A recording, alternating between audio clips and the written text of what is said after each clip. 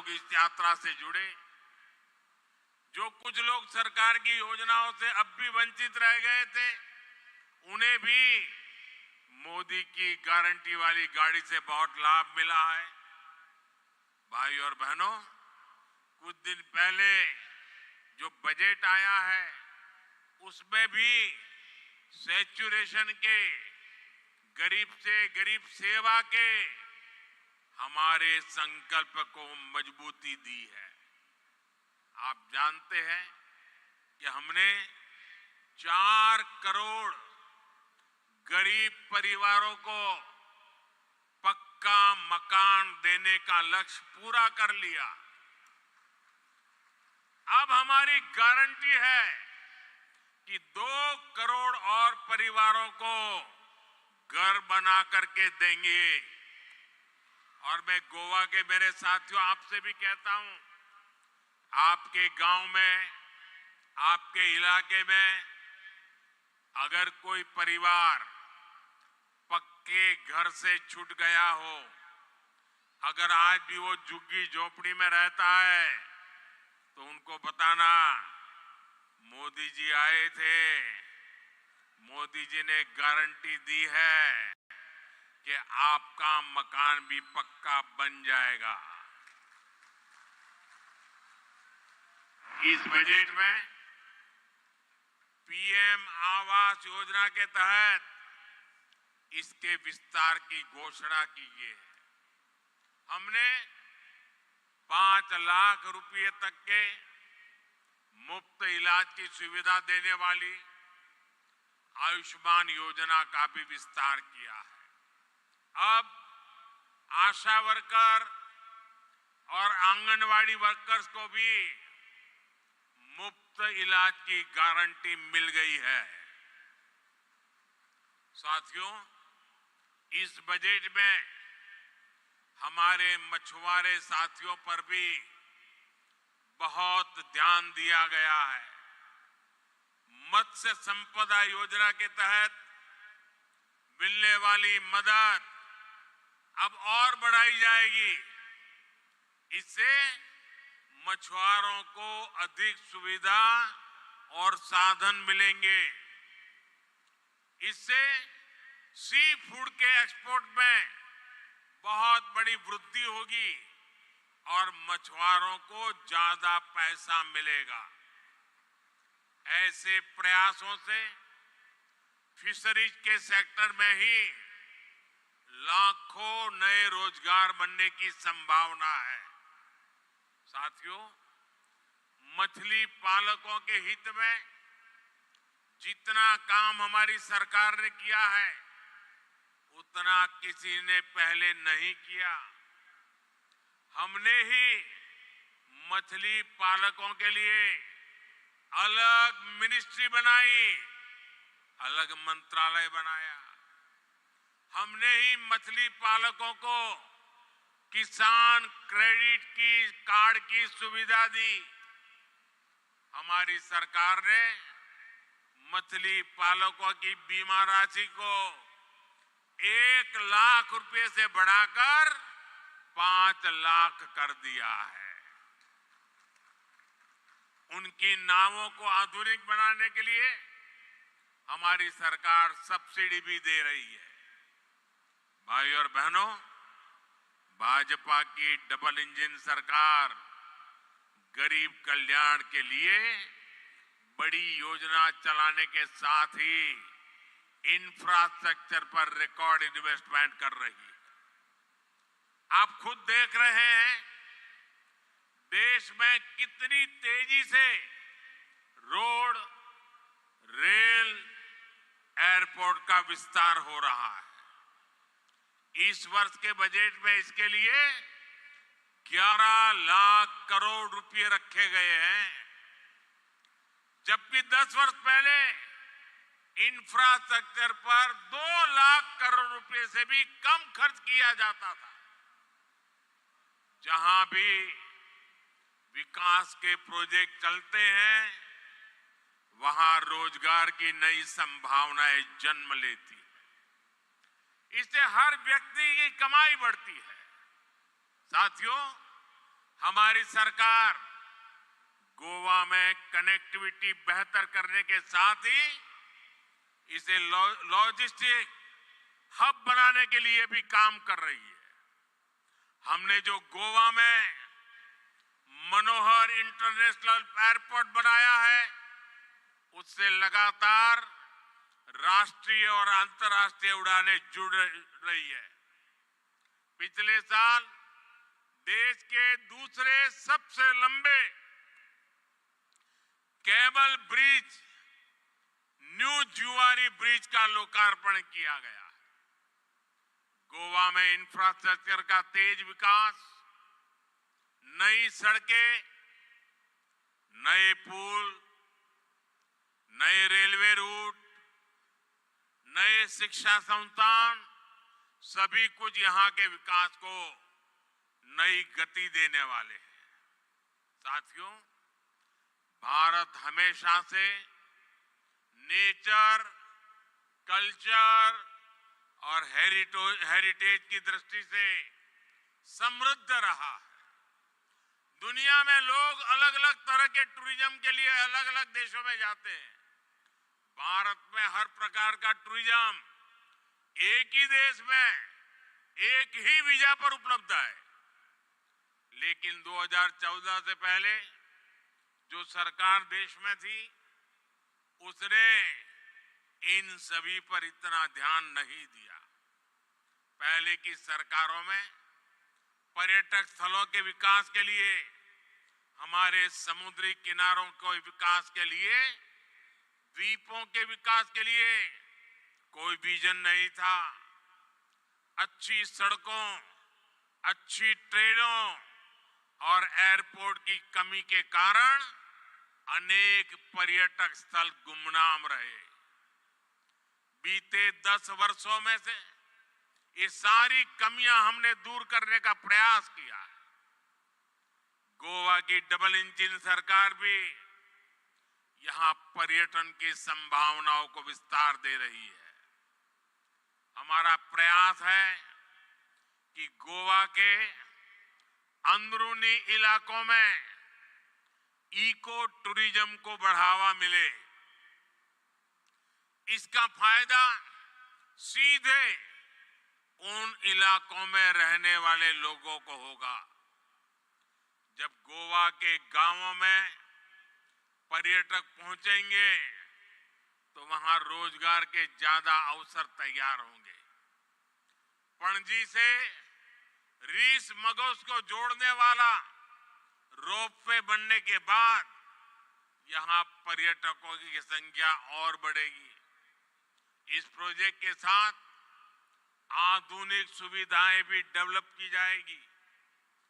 Food court, restaurant, waiting room समेत कई तरह की सुविधाएं होने से ये गोवा में आकर्षण का नया केंद्र बन जाएगा। साथियों, हमारी सरकार अब गोवा को एक नए प्रकार के टूरिस्ट डेस्टिनेशन के रूप में भी विकसित कर रही है। ये है कॉन्फ्रेंस टूरिज्म।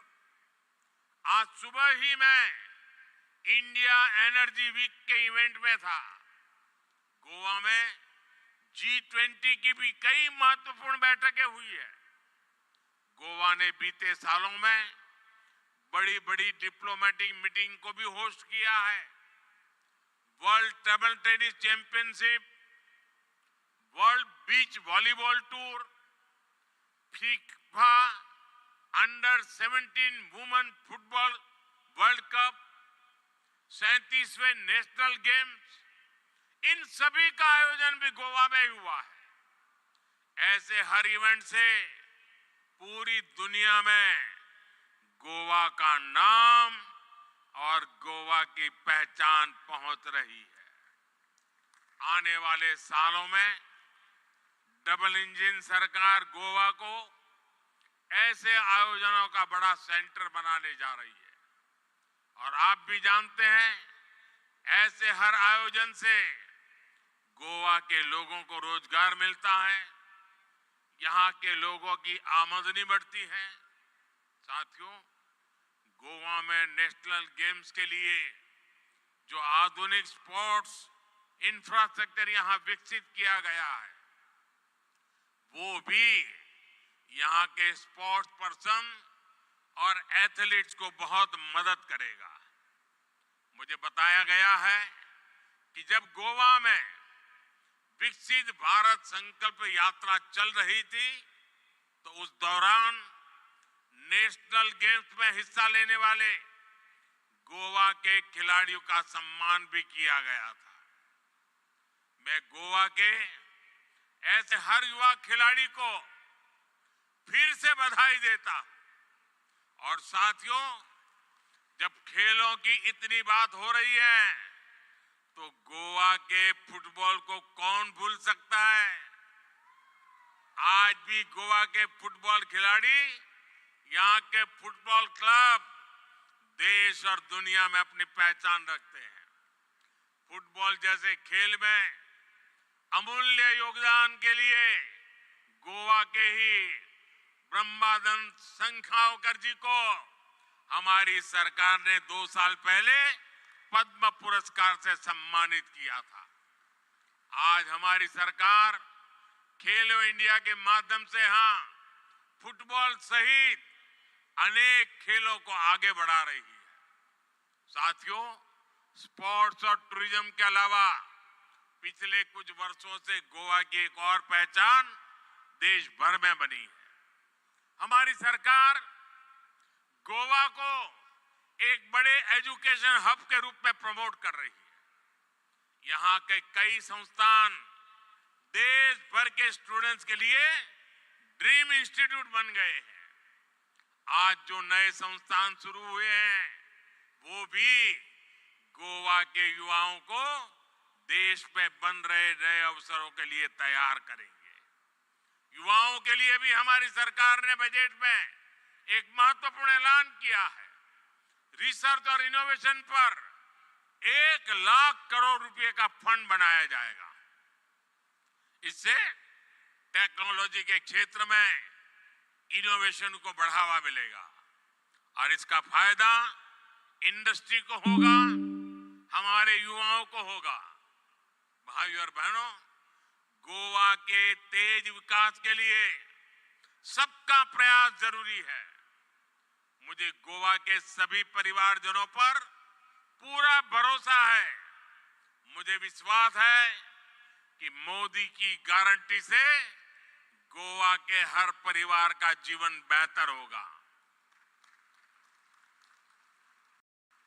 फिर एक बार आप सभी को इन विकास कार्यों की बहुत बहुत बधाई देता हूं। बहुत बहुत धन्यवाद। भारत माता की, भारत माता की, भारत माता की। बहुत बहुत धन्यवाद। यही समय है, यही समय है।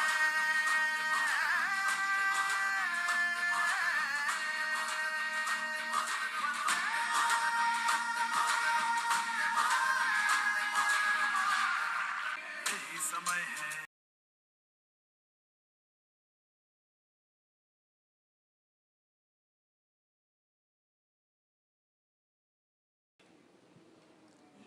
नए सदन में ये नई परंपरा भारत के आजादी के उस पवित्र पल का प्रतिबिंब जब साक्षी बनता है, तो लोकतंत्र की गरिमा कई गुना ऊपर चली जाती है।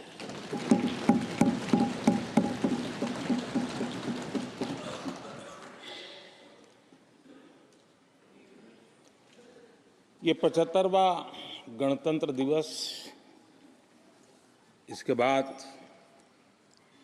संसद का नया भवन, सेनेगल की अगुवाई, ये सारा दृश्य अपने आप में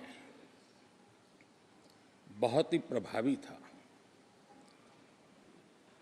मैं जब वहाँ से पूरे कार्यक्रम को मैं भागीदारी कर रहा था, यहाँ से तो उतना हमें भव्यता नज़र नहीं आती है, लेकिन वहाँ सब मैंने देखा कि वाकई नए सदन में इस गरिमामय उपस्थिति में राष्ट्रपति, उपराष्ट्रपति जी और आप,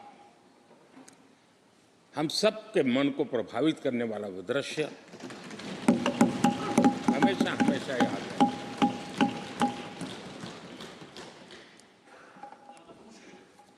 जिन माननीय करीब 60 से ज़्यादा माननीय सदस्यों ने राष्ट्रपति जी के आभार प्रस्ताव पर अपने अपने विचार रखे हैं, मैं विनम्रता के साथ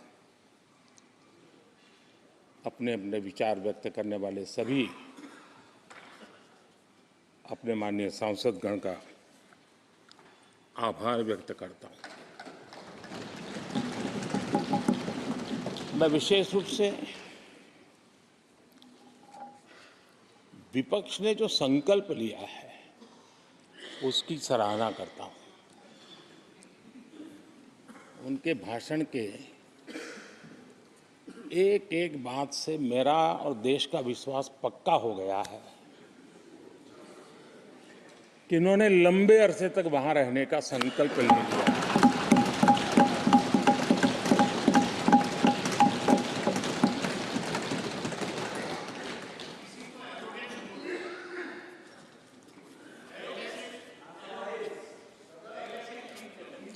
आप कई दशक तक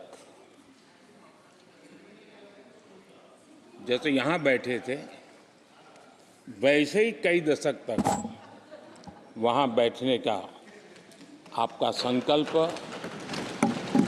और जनता जनार्दन तो ईश्वर का रूप होती है, और आप लोग जिस प्रकार से इन दिनों मेहनत कर रहे हैं, मैं पक्का मानता हूं कि ईश्वर रूपी जनता जनार्दन आपको जरूर आशीर्वाद देगी, और आप जिस ऊंचाई पे हैं उससे भी अधिक ऊंचाई पर जरूर पहुंचेंगे और अगले चुनाव में दर्शक दिशा में दिखेंगे।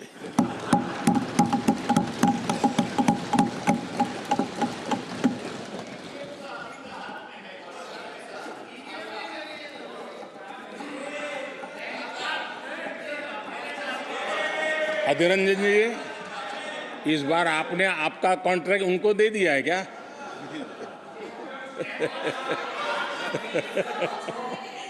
हमारे गीता में बोलते हैं कि अहंकारम बलम दर्पम। आपने इन्हीं चीजों को पचाया है।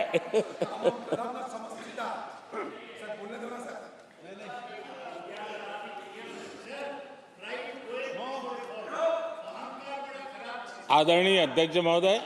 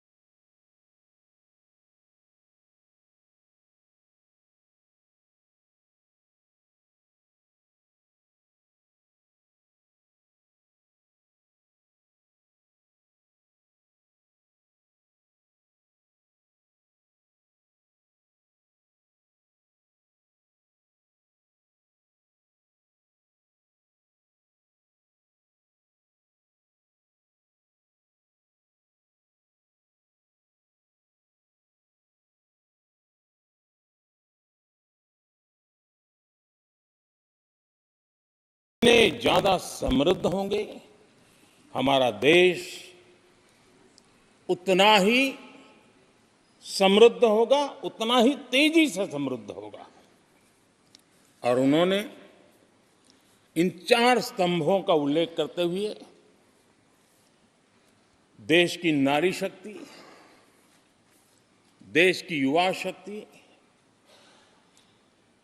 देश के हमारे गरीब भाई बहन और देश के हमारे किसान, हमारे मछुआरे, हमारे पशुपालक, उनकी चर्चा की है। इनके सशक्तिकरण के माध्यम से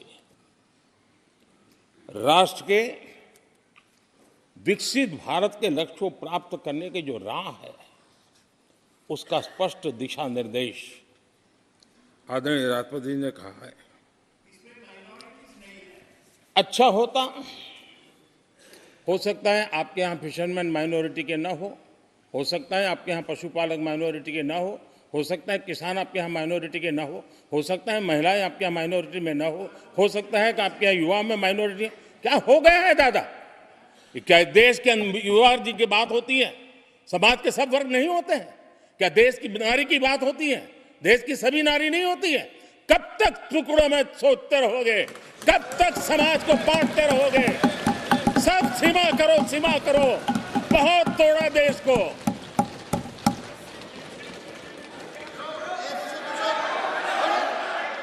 आदरणीय अध्यक्ष जी, अच्छा होता कि जाते जाते तो कम से कम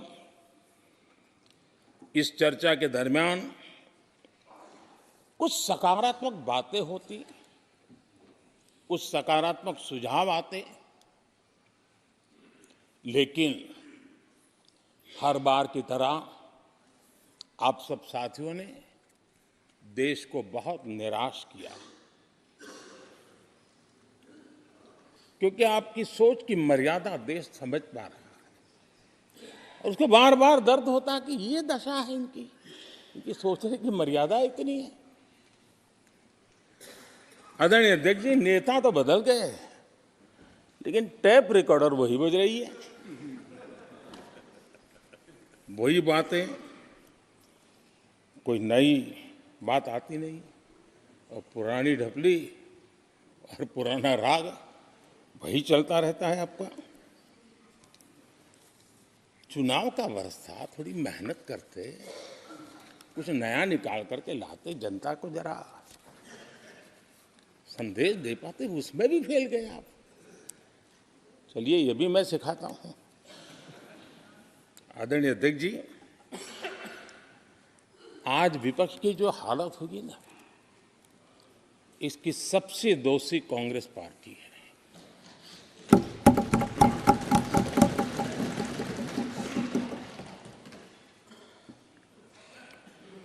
कांग्रेस को एक अच्छा विपक्ष बनने का बहुत बड़ा अवसर मिला, और 10 साल कम नहीं होते, लेकिन 10 साल में उस दायित्व को निभाने में भी वे पूरी तरह विफल गए। और जब खुद विफल हो गए तो विपक्ष में और भी होनहार लोग हैं, उनको भी उभरने नहीं दिया, क्योंकि फिर मामला और गड़बड़ हो जाए। इसलिए हर बार यही करते रहे कि और भी विपक्षी जो तेजस्वी लोग हैं उनको दबा दिया जाए। हाउस में कई यंग हमारे माननीय सांसदगण हैं, उत्साह भी, उमंग भी है, लेकिन अगर वो बोलें, उनकी छवि उभर जाए, तो शायद किसी की छवि बहुत दब जाए। उस चिंता में इस यंग जनरेशन को मौका न मिले, हाउस को ही चलने नहीं दिए गए। यानी एक प्रकार से इतना बड़ा नुकसान कर दिया है, खुद का भी, विपक्ष का भी, संसद का भी और देश का भी। और इसलिए, और मैं हमेशा चाहता हूं कि देश को एक स्वस्थ, अच्छे विपक्ष की बहुत जरूरत है।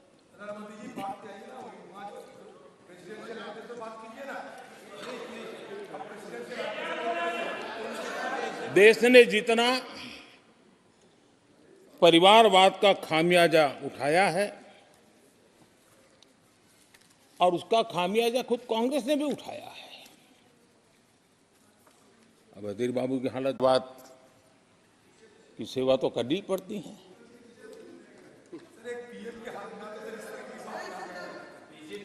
आदरणीय अध्यक्ष जी, अब हालत देखिए, हमारे खरगे जी इस सदन से उस सदन शिफ्ट हो गए और गुलाम नबी जी तो पार्टी से ही शिफ्ट कर गए। ये सब परिवारवाद के भेंट चढ़ गए। एक ही प्रोडक्ट बार बार की दुकान ताला लगने की नौबत आ गई है। और ये दुकान हम नहीं कह रहे, आप लोग कह रहे हैं। आप लोग कहते हैं दुकान खोलिए, सब जगह पे बोलते हैं, दुकान को ताला लगने की बात आई।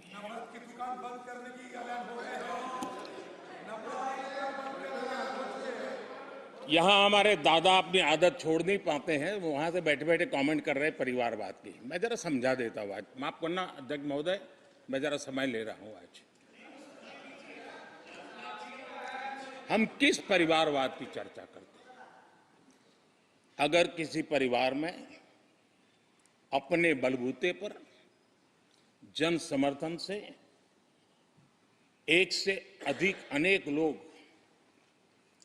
अगर राजनीतिक क्षेत्र में भी प्रगति करते हैं, उसको हमने कभी परिवारवाद नहीं कहा है। हम परिवारवाद की चर्चा वो करते हैं जो पार्टी परिवार चलाता है, जो पार्टी परिवार के लोगों को प्राथमिकता देती है, जो पार्टी के सारे निर्णय परिवार के लोग ही करते हैं, वो परिवारवाद है। न राजनाथ जी की कोई पॉलिटिकल पार्टी है, न अमित शाह की कोई पॉलिटिकल पार्टी है। और इसलिए जहां एक परिवार को पार्टियां लिखी जाती हैं, वो लोकतंत्र में उचित नहीं है। लोकतंत्र में पार्टी अनेक, एक परिवार के 10 लोग राजनीति में आए, कुछ बुरा नहीं है। हम तो चाहते हैं नौजवान लोग आए।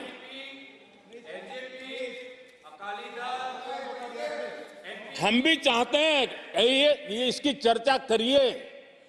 हमारे साथ, आपके साथ मेरा विषय नहीं है। देश के लोकतंत्र के लिए परिवारवादी राजनीति, पारिवारिक पार्टियों की राजनीति, ये हम सबकी चिंता का विषय होना चाहिए। और इसलिए मैं किसी परिवार के 2 लोग अगर प्रगति करते हैं, उसको तो मैं स्वागत करूंगा। 10 लोग प्रगति करें, मैं स्वागत करूंगा। देश में जितनी नई पीढ़ी अच्छे लोग आए, स्वागत योग्य है। सवाल यह है कि परिवार ही पार्टियां चलाती है। पक्का है कि ये अध्यक्ष नहीं होगा तो उसका बेटा होगा, ये नहीं होगा तो उसका बेटा होगा। ये लोकतंत्र का खतरा है। और इसलिए अच्छा हुआ दादा, थैंक यू। ये विषय कभी बोलता नहीं था, आज बोल दिया मैंने। आदरणीय अध्यक्ष जी, एक ही प्रोडक्ट को बार बार लॉन्च करने का भरपूर प्रयास हो रहा है।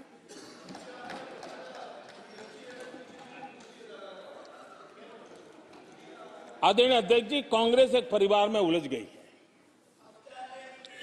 देश के करोड़ों परिवार की आकांक्षाएं और उपलब्धियां वो देख पा ही नहीं रहे, देख सकते नहीं। अपने परिवार के बाहर देखने की तैयारी नहीं है। और कांग्रेस में एक कैंसिल कल्चर डेवलप हुआ है। कुछ भी है कैंसिल, कुछ भी है कैंसिल। एक ऐसे कैंसिल कल्चर में कांग्रेस फंस गई है। अगर हम कहते हैं मेक इन इंडिया, तो कांग्रेस कहती है कैंसिल। हम कहते हैं आत्मनिर्भर भारत, कांग्रेस कहती है कैंसिल। हम कहते हैं वोकल फॉर लोकल, कांग्रेस कहती है कैंसिल। हम कहते हैं वंदे भारत ट्रेन, कांग्रेस कहती है कैंसिल। हम कहते हैं संसद की नई इमारत, कांग्रेस कहती है कैंसिल। यानी मैं हैरान हूं, ये कोई मोदी की उपलब्धियां नहीं है, देश की उपलब्धियां है।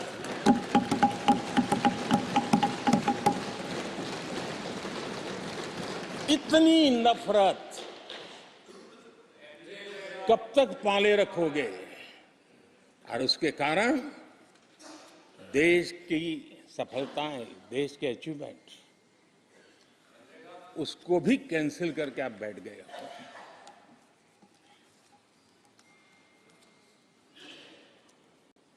आदरणीय अध्यक्ष जी, राष्ट्रपति जी ने विकसित भारत के रोडमैप पर चर्चा करते हुए आर्थिक पहलुओं पर विस्तार से चर्चा की। अर्थव्यवस्था के मूलभूत जो आधार है उसके की बारीकी से चर्चा की और भारत की मजबूत अर्थव्यवस्था को आज पूरी दुनिया सराह रही है, पूरी दुनिया उससे प्रभावित है। और जब विश्व संकट से गुजर रहा है तब तो उनको और ज्यादा अच्छा लगता है। G20 समिट के अंदर सारे देश ने देखा है कि पूरा विश्व भारत के लिए क्या सोचता है, क्या कहता है, क्या आशा करता है।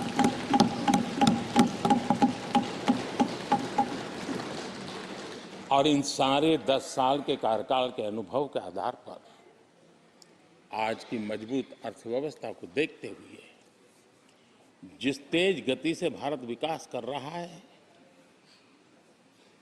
उसकी बारीकियों को जानते हुए मैं विश्वास से कहता हूं,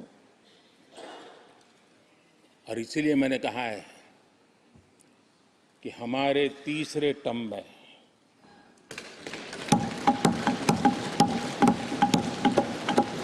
भारत दुनिया की तीसरी बड़ी आर्थिक ताकत बनेगा।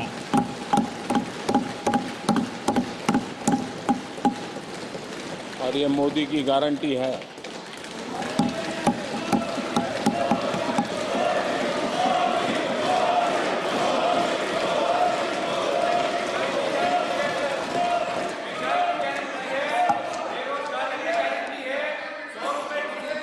माननीय अध्यक्ष जी, इनको पहले मौका नहीं दिया था क्या? सबको मौका दिया है ना? हाँ,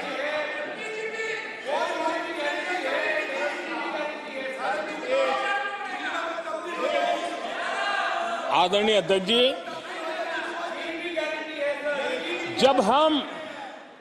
जब हम दुनिया की तीसरी बड़ी आर्थिक शक्ति बनकर के उभरेंगे कहते हैं, तो हमारे विपक्ष में बैठे कुछ साथी कैसा कुतर्क देते हैं। वो कहते हैं इसमें क्या है, ये तो अपने आप हो जाएगा। क्या कमाल है आप लोगों की। मोदी का क्या है, ये तो अपने आप हो जाएगी। मैं जरा सरकार की भूमिका क्या होती है इस सदन के माध्यम से देश को और विशेष करके देश के युवा मन को बताना चाहता हूं, देश की युवा शक्तियों को बताना चाहता हूं कि होता कैसे है और सरकार की भूमिका क्या होती है। आदरणीय अध्यक्ष जी, 10 साल पहले 2014 में फरवरी महीने में जो इंटरिम बजट आया था,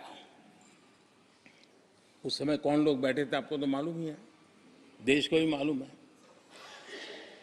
जो 10 साल पहले इंटरिम बजट आया था, उसे पेश करते समय उस समय के वित्त मंत्री ने जो कहा था, मैं उसको कोट कर रहा हूं।